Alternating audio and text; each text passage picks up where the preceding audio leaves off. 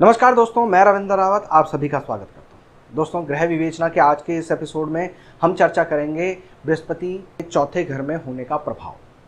बृहस्पति को चौथे घर में उच्च का कहा गया है।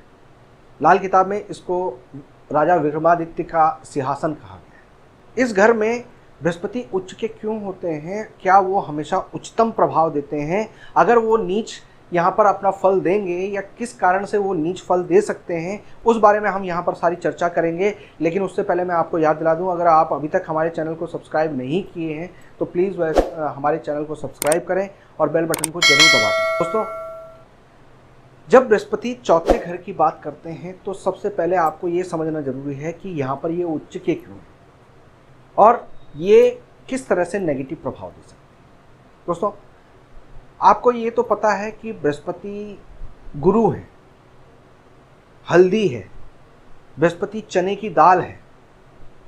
और जब चौथे घर में ये आते हैं तो चौथा घर चंद्रमा का होता है। चंद्रमा माँ है, दूध है, और चंद्रमा जल है, निर्मल जल जो बहता हुआ जल होता है। तो दोस्तों, उच्चतम की अगर परिभाषा समझें हम तो यहाँ पर जिस प्रकार माँ किसी भी बच्चे की पहली गुरु होती है, यानी माँ ही इंसान की सबसे पहली गुरु होती है, इसलिए यहाँ पर बृहस्पति उच्च प्रभाव देते हैं। यानी गुरु और माँ, इन दोनों का कॉम्बिनेशन बहुत अच्छा है। दूध में जब हल्दी मिला दी जाती है तो वो औषधि का रूप ले लेती है। दूध में केसर मिला दिया जाता है तो वो पौष्टिक हो जाता है।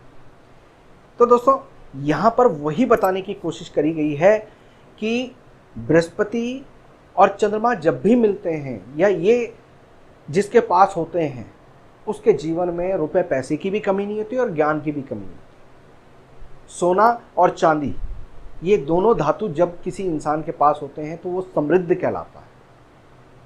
तो दोस्तों, यहाँ पर यही बात समझने की ज़रूरत है कि जब इस घर में बृहस्पति आते हैं तो ऐसे में वो सब कुछ बड़ा बड़ा देते हैं और समृद्धशाली देते हैं।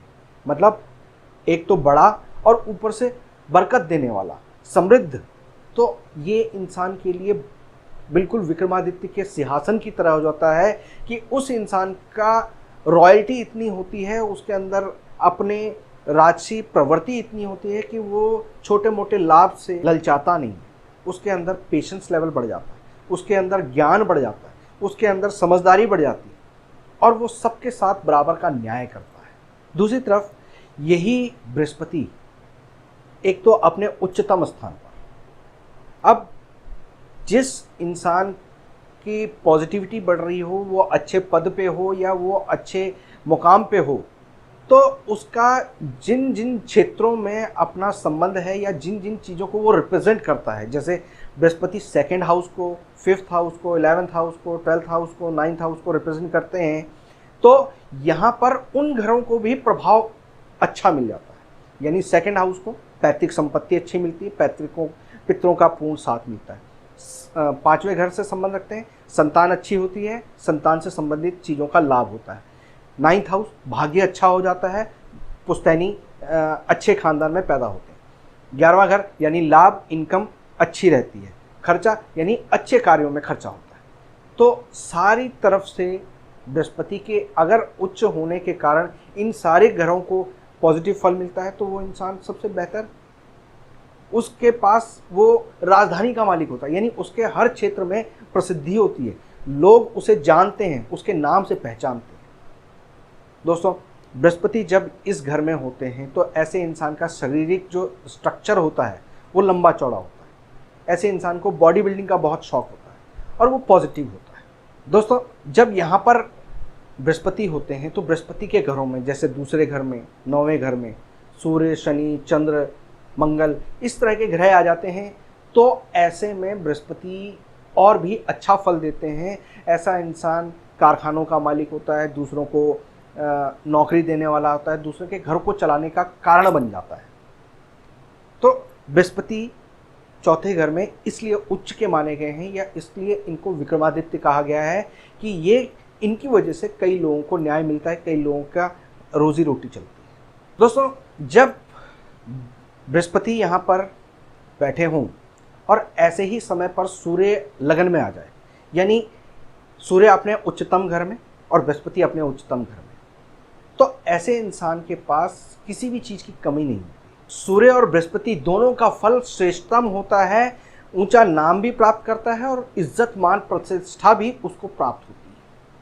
इसी प्रकार अगर चंद्रमा दूसरे घर में आ जाए और बृहस्पति चौथे घर में, यानी चंद्रमा अपने उच्चतम स्थान पर और बृहस्पति अपने उच्चतम स्थान पर, तो इस कारण भी ऐसा इंसान बहुत रुपए पैसा कमाता है और इतना आगे तक बढ़ जाता है कि उसके पिता का जो नाम रुतबा होता है उससे कई गुना वो आगे नाम बना लेता है, रुतबा बना लेता है। जब कुंडली में चौथे घर में बृहस्पति हो और 9th हाउस में शनि बैठे हों, तो ऐसा इंसान दूसरों को तारने वाला है, क्योंकि यहाँ पर अब शनि धर्मी हो जाते हैं, उनके अंदर वो प्रवृत्ति आ जाती है और वो पूर्ण रूप से दूसरों के तारने वाला, दूसरों को सपोर्ट करने वाला, इस तरह का इंसान बन जाता है। इसी प्रकार अगर शनि दूसरे घर में हो और बृहस्पति चौथे घर में हो, तो होशियार होता है, किसी का बुरा नहीं करता है, रुपए पैसा अच्छा कमाता है, लोगों को अपना ज्ञान और अपने तरफ से उनको फ़ायदा,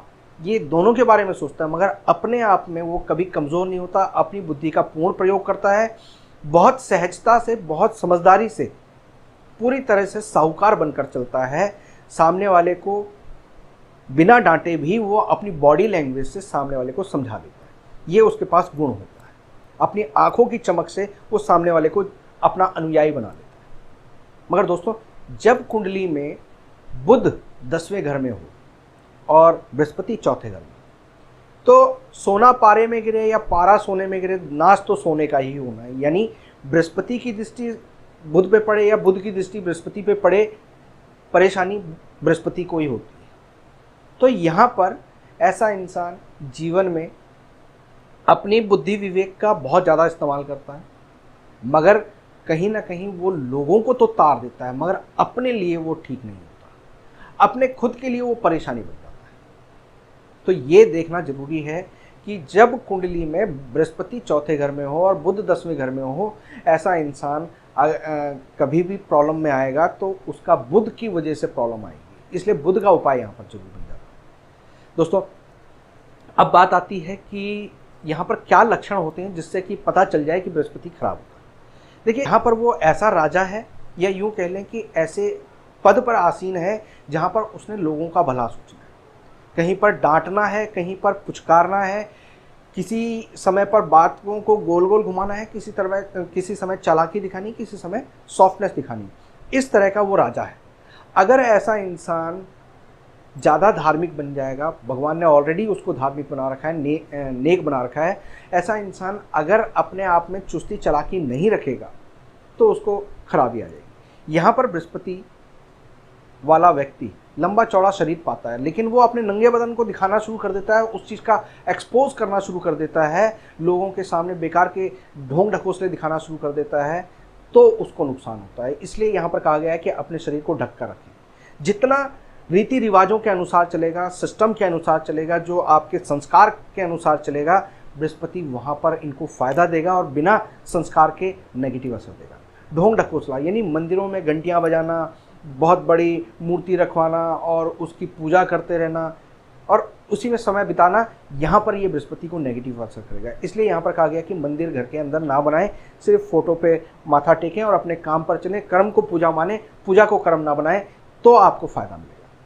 दोस्तों, जब भी बृहस्पति यहाँ पर खराब हो गए तो शनि की वजह से, शनि की तरह से नजर आएगा, क्योंकि हर चौथे जो ग्रह आता तासीर चंद्र की होता है और असर वहाँ देता है जहाँ शनि बैठा होता है। अब अगर आपके घर में आपके धार्मिक पुस्तकें पड़ी हुई हैं और वो फट रही हैं, उनको कभी कोई देखता नहीं है, मगर धर्म के नाम पर आपने सिर्फ रखी हुई हैं, तो आपको नेगेटिव असर देगा। अगर आपने घर में टूटी छतरी रखी हुई है तो वो आपको नेगेटिव असर देगा। तो इन बातों को अगर आप देख लें तो आपके बृहस्पति देव आपके लिए पॉजिटिव हैं या नेगेटिव हैं, वो आपको समझ में आ जाएगा। दोस्तों, उम्मीद करता हूं कि बृहस्पति चौथे के बारे में आपको काफ़ी कुछ समझ में आएगा, कुछ नई जानकारी मिली होगी। अगर आपको ये वीडियो पसंद आई हो तो इसको लाइक और शेयर करें। किसी भी तरह का कोई डाउट रह गया हो तो हमें कमेंट बॉक्स में लिखें। फिलहाल मैं अपनी वाणी को विराम देता हूँ। नमस्कार।